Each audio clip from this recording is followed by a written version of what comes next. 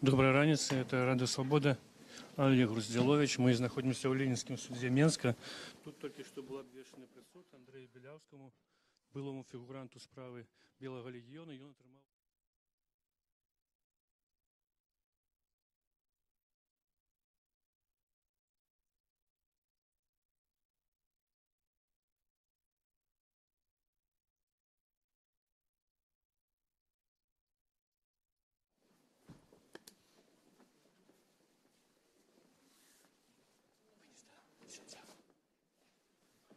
Добрый день, доброй раницы, это Радио Свобода, Олег Груздилович.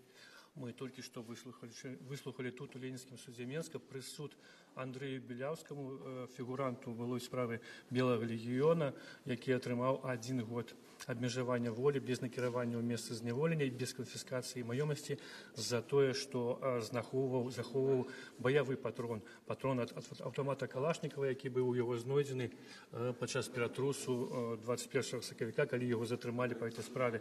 Нагадаю, ён адбыў у гэтай справе за кратамі па гэтай справе 2,5 месяцы.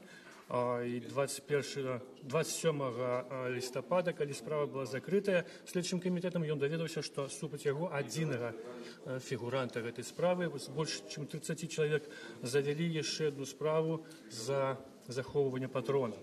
Андрей Белявскі вось зараз толькі што выйшаў з суду, з залі судовай, і ён разлічваў, што все ж таки яму не будзе пакаранне такое жорсткае раней, але вось яму зараз раецца, што зарабіць з гэтым прысудам, ці будзе ён яго абскарджваць, бо гэта все ж таки абмежаванне волі, якое можа у любы момант пры выпадку некага парушэння закончыцца рэальным абмежаваннем волі. Ён учора ў каментары параўноўваў гэтую справу напрыклад з прысудам з Мітрупальенко, які цяпер адбывае пакаранне рэальнае, хаця атрымаў таксама 2 гады за тэрміноўкай. Ну вось Андрею кажуць, не расстраивайтеся, это Вадим Мушинский, адвокат. А вось Андрей, добрый день, это Радио Свобода, мы ведем репортаж. Ну учора был такі хуткі працэс, все было нібыта зразумела, што вас пакараюць, але інтрыга была ў тым, які тэрмін, ці дадуць вам, можа, меньше, ці большее, что вот вы зараз скажете, як вы прокомментуете этот присуд? Ну, приговор предвзятый, я думаю, безусловно, потому что неадекватное наказание. Будете обсказывать? Да, конечно. А чем неадекватность присуду? Ну, потому что, за неадекватное правонарушение. Это, неадекватный приговор. Вы маете на увазі 1 патрон всього? Да, да, за 1 патрон, то есть такое наказание. Это... Нагадайте, пожалуйста, как этот патрон у вас оказался? Он просто, найден был и валялся как сувенир. То есть он о нем вообще забыл. То есть забыл, что он валялся у меня. Вы нашли его у автомобиля, так? Да, да. Да, нашел и сохранил как сувенир, и потом и забыл о нем. И он найден был при обыске, и вот итог. Вы казали, что, магчыма, справу закрыюць за нязначнасцю здарэння, так, злочинства. Но чему этого не отбылося? Ну, я думаю, потому что на фоне предыдущего дела. То есть они справа Белого легиона, так? Да. Дело Белого легиона захотели как-то наказать. И вот таким вот способом. Что на вас накладывает гэты прысуд? Якое реальное обмежаванне, ці что вы будете робить? Ну, подавать жалобу для начала. Ну, коли ее не задоволит, то что будет далее? Вам что, нужно будет означаться, там, это вам будет заминать у працы, это... Ну, я сейчас не могу сказать, в чем оно там заключается, подробности, потому что надо почитать, в чем заключается это. Не знаю, в чем конкретно оно заключается, это ограничение свободы.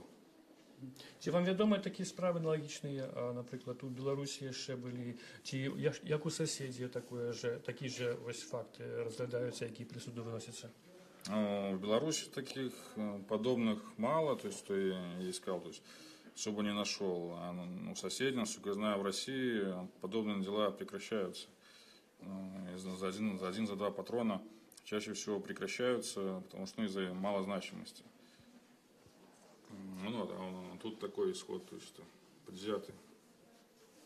А сам процесс проходит, на вашу думку, объективно? Ну, процесс, я раньше на процессах не участвовал, поэтому не знаю. То есть, процесс как процесс. Но вообще, конечно, это абсурдно из одного патронную такую всю процедуру устраивать, то есть машину запускать, ну, абсурд. Ну, вчора было бачно, что бьются тут все рекорды в этом суде по хуткости и судового следства, и спрэчак, там литерально за 5-10 хвилин все отбывалось, так не? Ну да, ну а что тут рассматривать было, особо рассматривать-то нечего. Поэтому, ну да, быстро. Ну, это было бы еще странно, если бы они еще и растягивали это. А якого покарання ви чекали вот, там, в глубине души? Ну, в глубине души, в принципе, я был готов к подобному. Что покараюсь, так? Да. В принципе, я на это был готов. То есть, ну, иллюзий особых не питал. Ну, я веду, вы различивали, что, может, дадут эти 2,5 месяца, які ви відбили за кратами. Ну, я рассчитывал, что как бы учтут это, но, как видимо, не учли. Хотя суд мог это зробити. І я ще мог дати штраф, вот ваш адвокат просил штраф. Ну да, это вот при как бы лучшем и адекватном исходе, то да. Но этого не произошло, но видно, понятно почему, из-за предвзятости. То есть их хотели наказать, наказали. Добре, дякую вам велике. Чим ви займаєтеся зараз?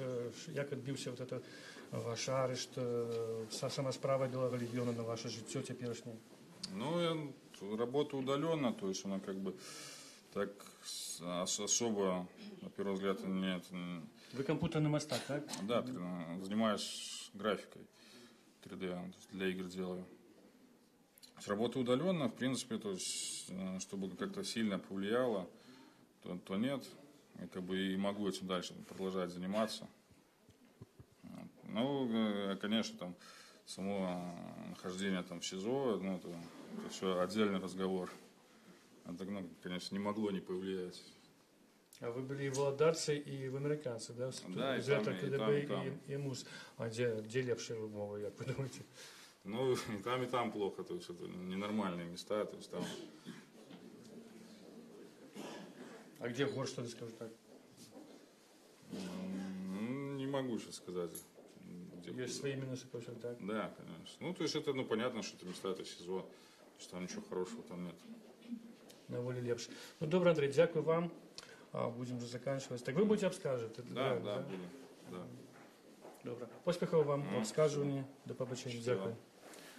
Це була Рада Свобода, Олег Розділович. Ми вели репортаж з Ленінського суду. Ось Андрій зараз підходить до його інші кореспонденти. Тут у його є батько, мати приходила в суд, вона домовилася давати показання на сина. За його переживали. Ну, как бы, бачно, що Андрій у доброму стані, і він не розлічував на інші. До этого подрыхтовался, так сказал. Ну и будет обскаживать при суд.